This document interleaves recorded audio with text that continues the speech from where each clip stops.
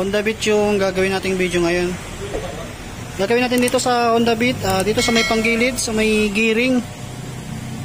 Maingay pagka lalo tumatakbo ng matulin, maingay.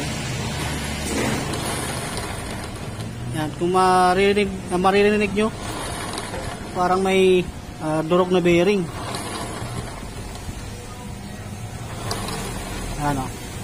Lalo pagka tumakbo na yan, mas malakas pa yung ingay. Papaandarin ko muna.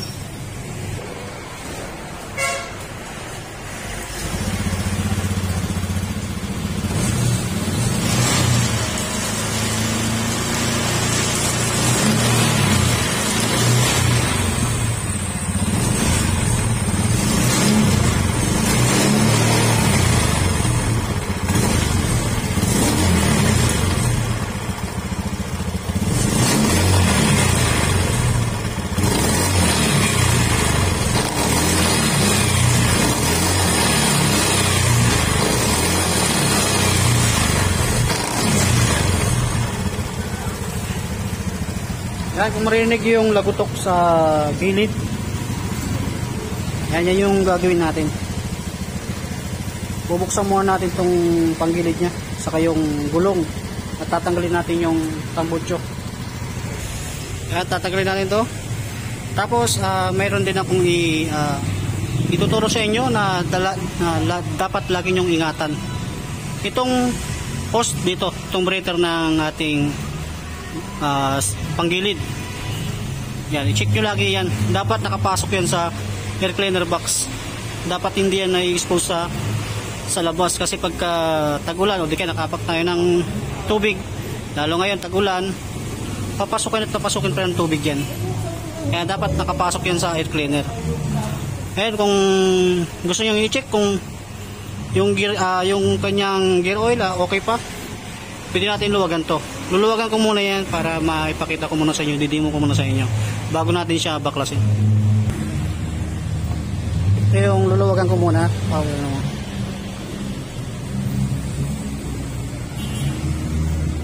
Yan, kung makikita nyo dyan, kulay kuwan na yung langis nya, kulay gatas na, dahil naghalo na yung gear oil sa tubig, dahil dun sa breather hose ng gear natin napasukan na ng tubig. Kaya napaka-importante po yan na naka-secure dapat yan. Lagi nyo i-double check yan. Minsan kasi pagka nagpalinis tayo, napagkarwas, talagang nauhugot, lalo pagka na-pressurean siya ng yung ginagamit nilang pang buga ng tubig, natatanggal to. Kaya lagi nyo i-double check to. Kaya ngayon tatanggalin natin yung cover nya. Ito, tatanggalin natin yan, saka yung gulong at yung tambutso, para makita natin kung ano yung sira nito.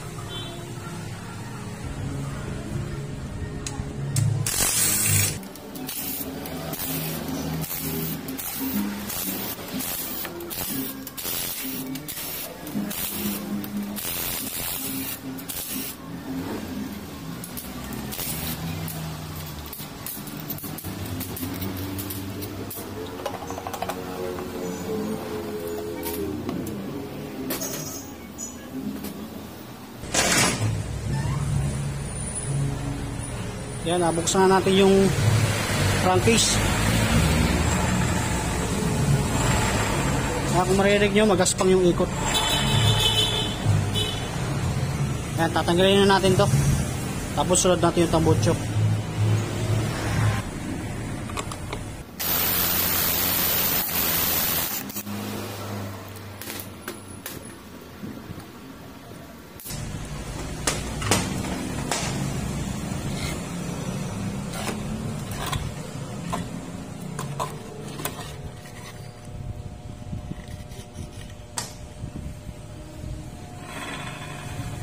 Napaikutin ko yung gulong, tapos pakinggan nyo.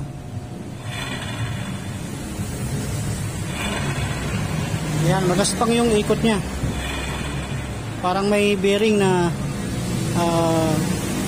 natudurog. Tatanggalin muna natin itong tambutso para mapag-iwalay natin yung gulong. Ito mga sir, natanggal na natin yung tambutso nya. Tapos natanggal ko na rin yung nut dito. 24 mm yung sukat nung nut na yan. Tapos tatanggalin natin itong gulong. Susunod naman natin tatanggalin to. Doon tayo sa may kabila ulit.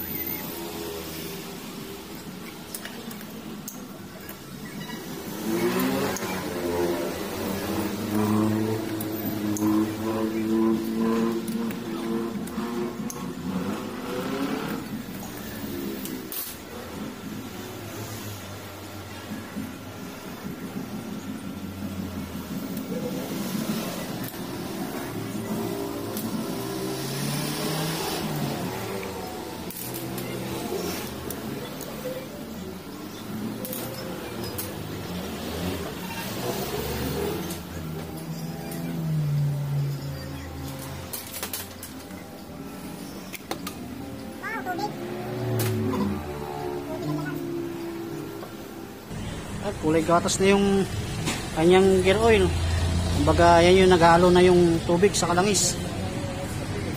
Tapos dito tayo sa may kabila, tatanggalin natin to.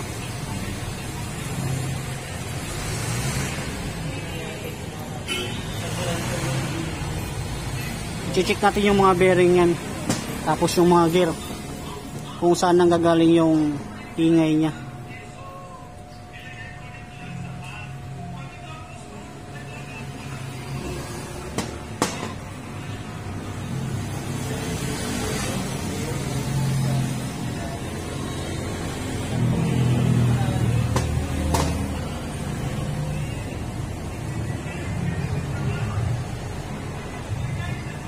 Yan, pagka mag-check kayo ng bearing, gaganyanin nyo lang.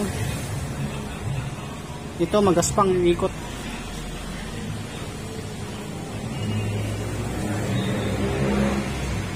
Ito, pinaka... Kasi ano, pinalitan na ito eh. Dapat tinatanggal na yung kulay itim na yan. Yan, dapat inuubaran nyo yan pagka kung sakali magpapalit kayo ng bearing, tatanggalin nyo na yan. Para yung gear oil, pumasok din sa loob. Kasi hindi naman papasok yung gear oil sa CVT dahil may oil seal naman yun doon. Kaya tatanggalin muna natin to. Ito, sira to. Tapos yung mga bearing sa kabila, check din natin to. Tapos check din natin yung mga gear kung may bungi o wala. Tatanggalin muna natin to.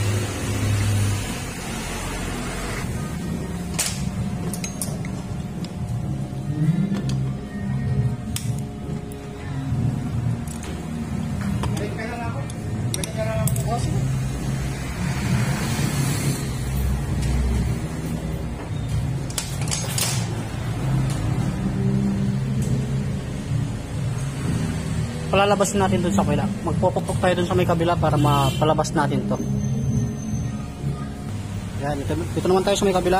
Pagka nagtatanggal tayo nito, gamit kayo ng tubo. Yung pasok dito, dapat kakalang yung tubong gagamitin nyo para hindi ito masira po yung ito. Hindi kayo yung mga fine. Dapat hindi yan matamaan.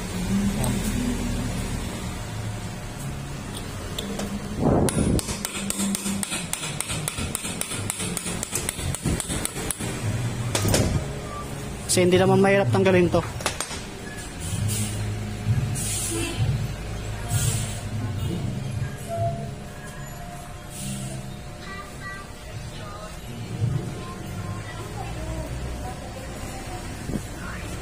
Itong bearing na to, papalitan natin to. Medyo magaspang.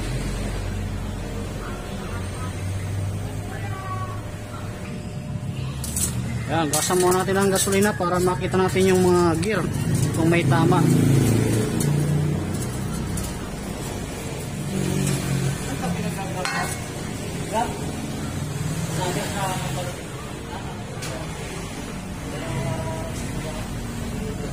Yan, wala naman tama yung mga gear.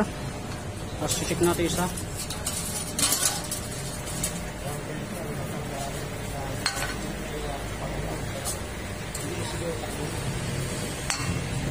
Yan, check din natin to kung may mga bungi.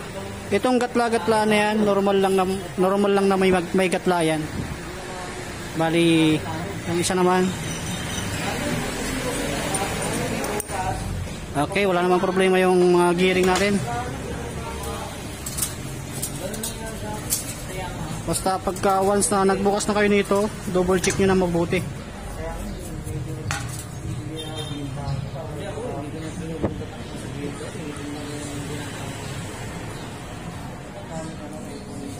Okay, wala naman tong sira. Itong bearing na to, papalitan natin to dahil magaspang yung ikot nito. Tapos hindi tinanggal yung cover nito, dapat tinatanggal na yan.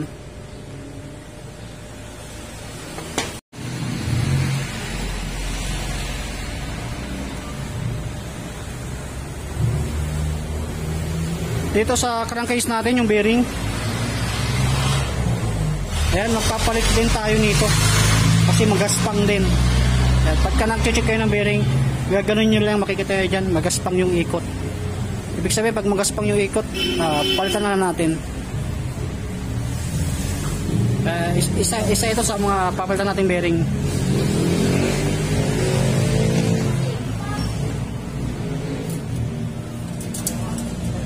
Ito lang yung papalitan natin. Bali, 3 bearing yung papalitan natin dito.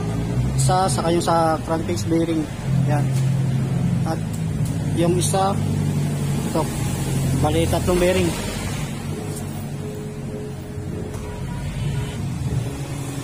Yan, ugasan ko na to. Para mamaya, naibalik na natin kagad.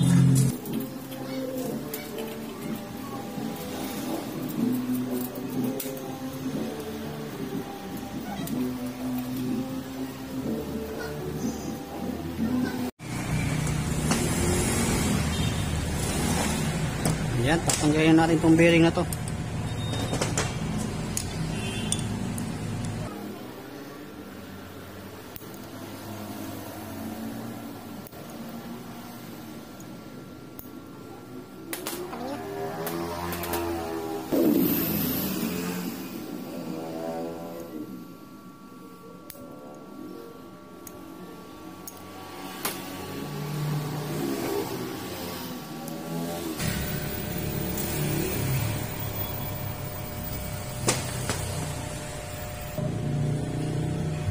Tatanggalin muna natin itong bearing.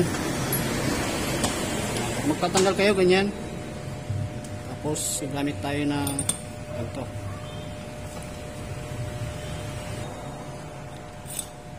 Yan, parang ganyan. Ito yung papalitan natin bearing. Kasi magaspang.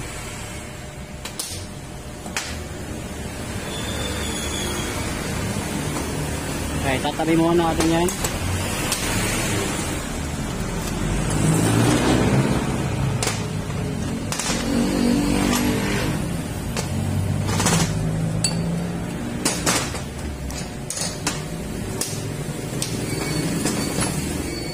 Sunod naman natin to. Gamit tayo ng ito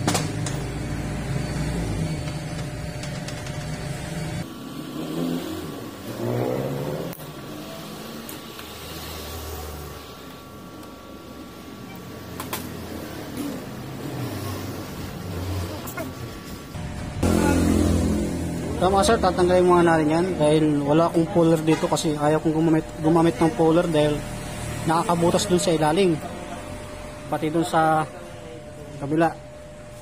Gagamitin ko dyan pangtanggal, wewieldingin ko dito para mahuhugot natin dito palabas. Kaya tatanggalin ko muna ito saka ito.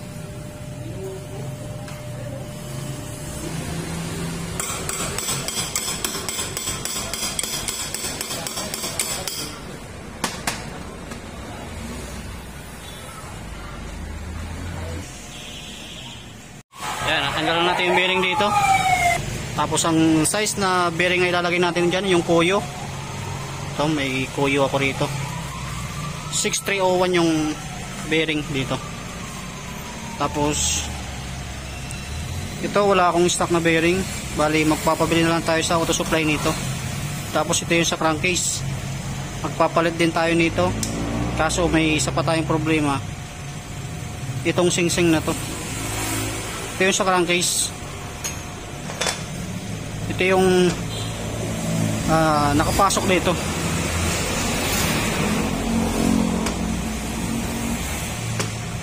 Patay ko muna. Kung makikita nyo dyan, no? Ano, maluwag na, kaya obligado magpapalit din tayo nito, itong singsing na to. Ito yung sa crankcase natin, ito yung nandyan, yung bearing.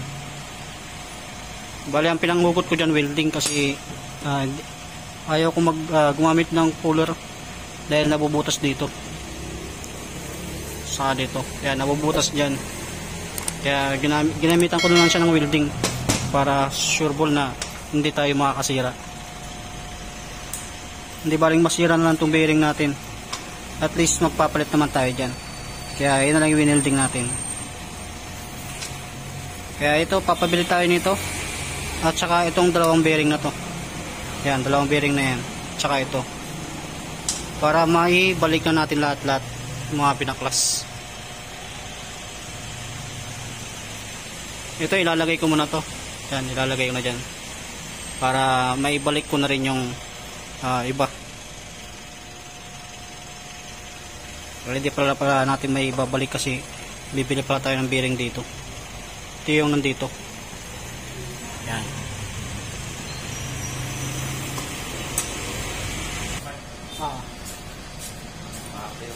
Pagka naglalagay tayo ng bearing, lagyan natin siya ng grasa para ay yung pampadulas niya.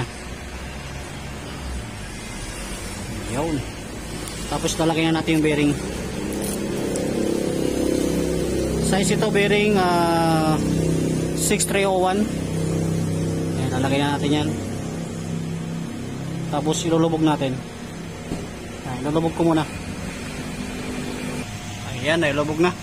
Basta pagka magsisinsil kayo nito, yung dito yung sisinsilin nyo, huwag yung sisinsilin yung gitna. Silinsil ko dyan itong gilid, sinlaki ng bearing na to. Yan, yung tubo. Tapos pukpukin nyo ng dahan-dahan, kasi mabilis lang naman din may lubog yan. Ito yung dalawang bearing. Ito yung sa drive shaft 6204.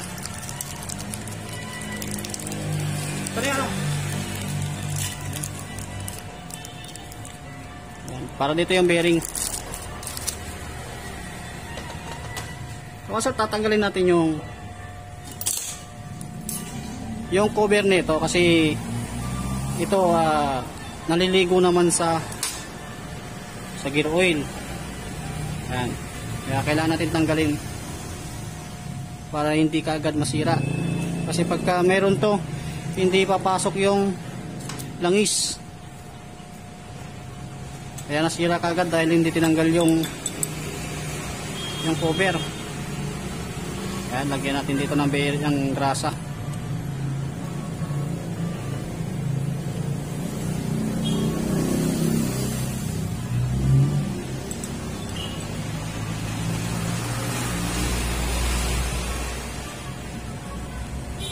Ay, lulubog ko muna to. Ayan, ay lubog na yung bearing. Ginawa ko dyan, ganyan. Ayan, pinagpatong ko yan. Ayan, ganyan yung ginawa ko. Tapos gumamit ako ng kwan dito. Pinakpo ko pa lubog. Dahan-dahan lang, kasi hindi naman mahirap ibalik to.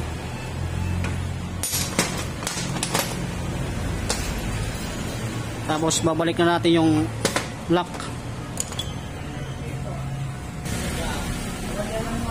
Okay, babalik natin. Ayusin muna natin to para mag-fit doon sa pinaglalagyan niya, para mag-fit siya.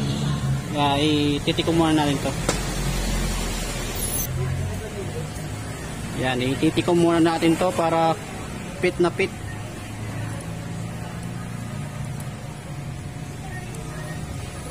gamit kayo ng plies.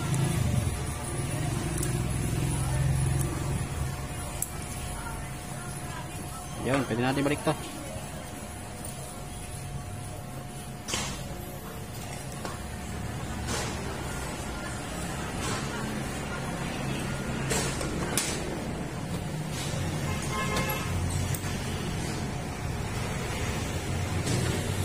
Yan, babalik na natin.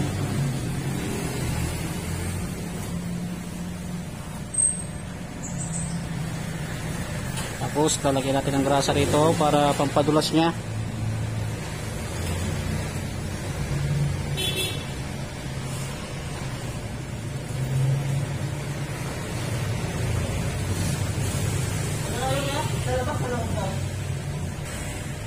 Yan, sisisil natin ulit dito. Pag magsisisil kayo dito, sa gilid-gilid lang. Huwag po dito kasi masisira yung gitna. Sayang yung ating bearing. Kaya pag magsisisil kayo dito. Yan.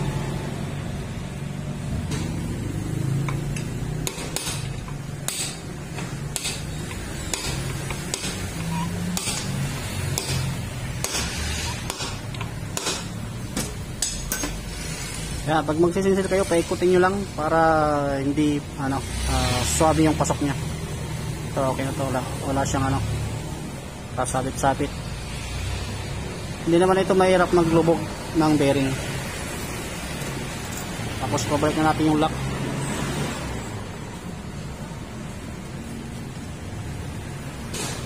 Yan, may nakalagay naman out. Yan, sa labas yan. Yan, may nakasulat dyan, out. Ibig sabihin pa kanyan.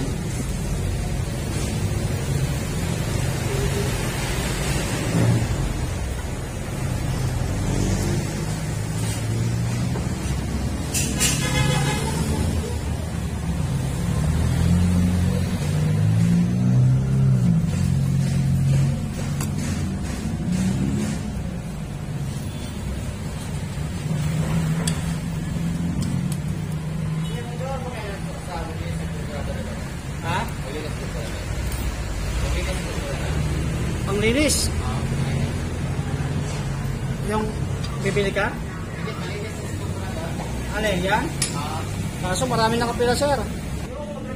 Yan, bago natin ibalik yan, lagyan nyo muna ng gear oil. Yung mga bearing. Tapos yung mga gear, lalagyan nyo din ng gear oil yan. Para sakaling hindi pa umangat yung langis, meron siyang kagad na naka-reading langis. Apply nyo lagi ng langis. Mas mainam na po yung ganito na nilalagyan na natin kaagad, kasi medyo may presyo ang gearing natin dito para magpalit.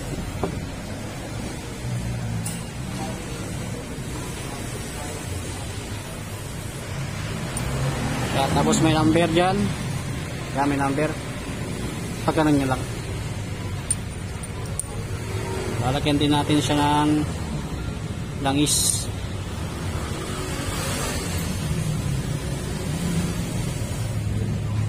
Lagyan natin langis.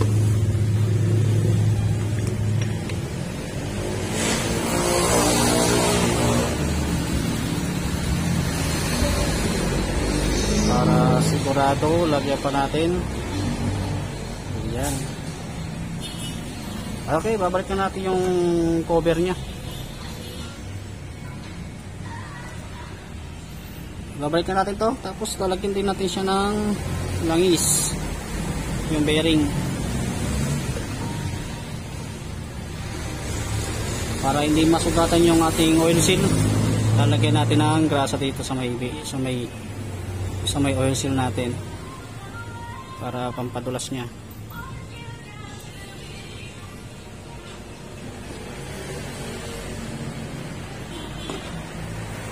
Ayan, balik na. Ilalagay na natin yung hose. Tandaan nyo mga sir, itong hose na to lagi nyong i-double check para maiwasan natin yung ingay sa bearing natin, para hindi siya magkulay gatas. Dapat ganyan yung posisyon nya. Yan, ibalik nyo ng maayos yan. Kasi napaka-importante po yan. Okay, doon naman tayo sa kabila at ipabalik na natin yung tornilyo niyan. Ayan, dito naman tayo sa may kabila at ibabalik na natin yung mga tornilyo. Pagka magbabalik tayo niyan, testing nyo muna kumpara doon. Kasi minsan may maliit at may maliit dito talaga sa Honda Beat. Dalawa yung maliit dito, yung nasa labas. Bukod doon, nasa ano na. Bukod doon, malalaki na.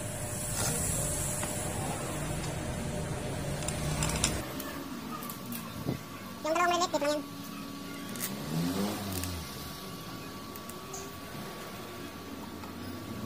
Nakikita natin. Yung gasket pa nito mga sir, hindi ko na pinalitan kasi hindi naman siya nasira. Dahil pangalawang bukas na ng mga gearing nito.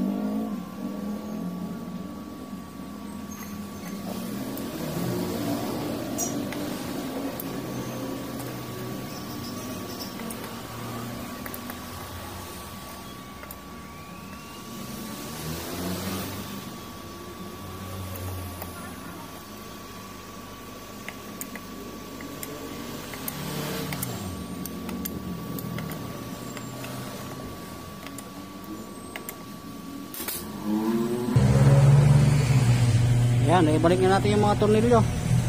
At ilalagay na natin yung gulong. Saka yung tambucho. Pagtapos natin dito.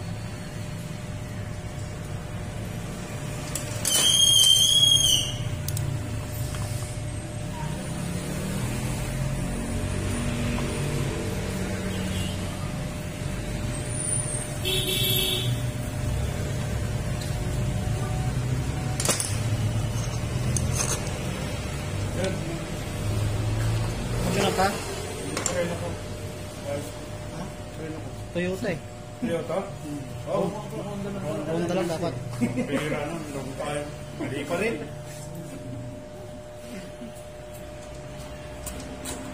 Nadok mo ako? Hindi. Lobo talaga yun. Talagang pinapad ah. Yan, ibalik naman natin yung mga binaklas at ibabalik na natin yung gulong. Mamaya na tayo magbalik dito kasi may kulang pa tayo rito yung singsing dito.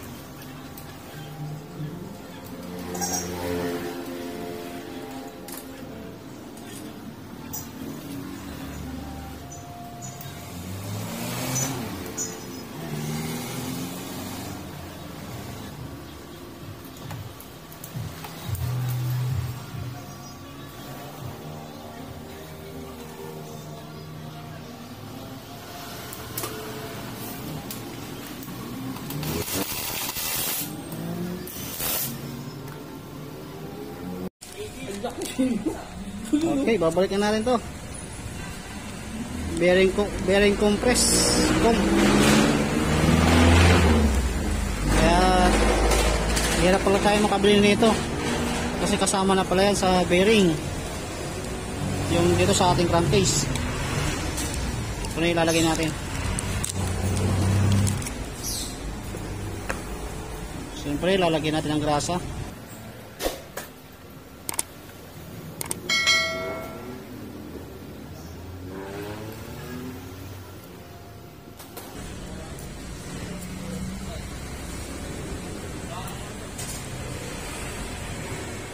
Tatanggalin muna natin to. Oh, nalaglag. Kasi lalagyan natin siya ng grasa. Dadamihan natin to para matagal masira.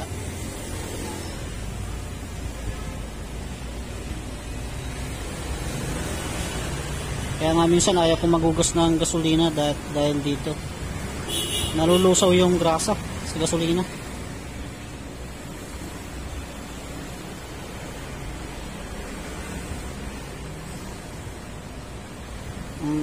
Ang presyo nito nasa 400 plus, kulang-kulang 500 itong bearing na to. Sa Honda lang tayo makakabili nito. Okay, babalik na natin ito.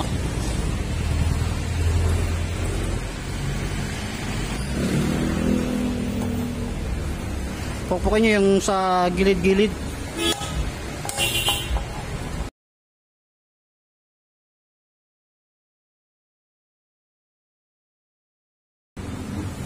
Tsaka ilalagay natin yung lock.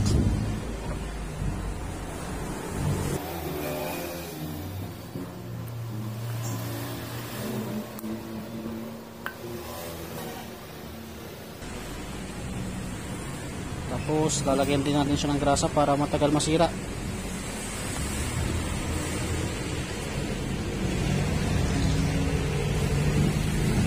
Ayan na, pwede na natin ibalik.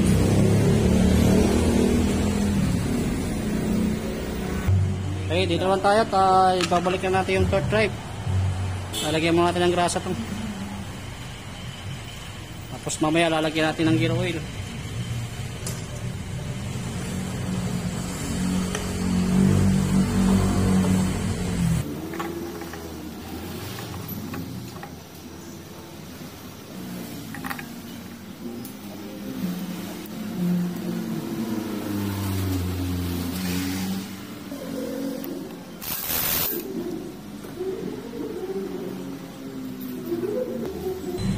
To, lagi nyo double check to, dapat hindi yan maluwag. Baka kasi matulad tayo dun sa nauna kong in-upload na video. Nang dahil dito, lumuwag dito, naibaba yung makina.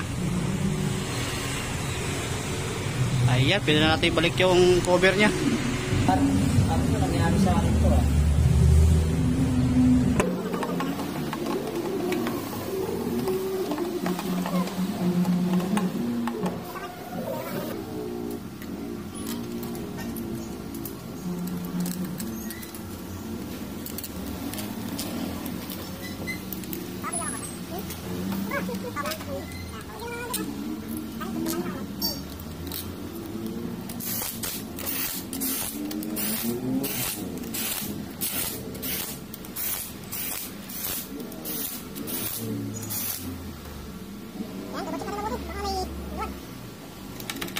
Tapos lalagyan natin yung gear oil. Lagyan natin yung gear oil para matisting natin.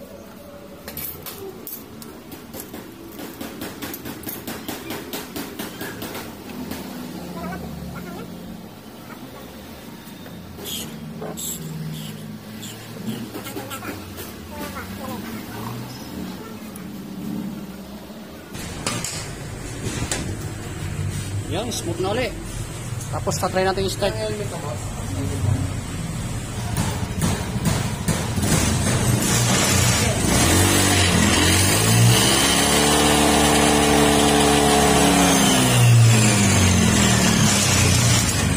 Natin start.